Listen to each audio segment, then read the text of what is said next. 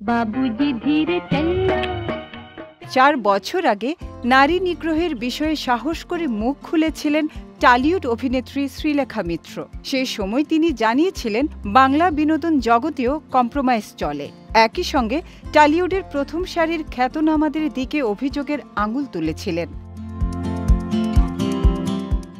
27 August tele academy IMPA artist forum ফেডারেশনের সভাপতির উদ্দেশ্যে বিনোদন জগতের সর্বস্তরের নারী খ্যাতনামাদের স্বাক্ষর সংবলিত চিঠিতে নারী সুরক্ষা কমিটির কথা উঠতেই ফের সরব শ্রীলেখা।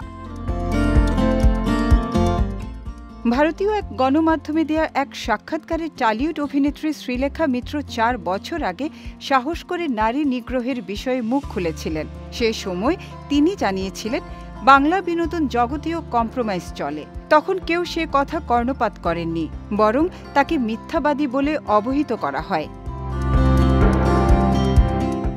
শ্রীলেখা বলেন, যা বলতে চেয়েছি সেটাই সামাজিক মাধ্যমে শেয়ার করে নিয়েছি। আপাতত বিষয়টি নিয়ে আলাদা কিছু বলার নেই। তিনি আরও বলেন, তার কথাই সত্যি হলো। অথচ এর আগে যখন বলেছিলাম তখন আমি মিথ্যাবাদী।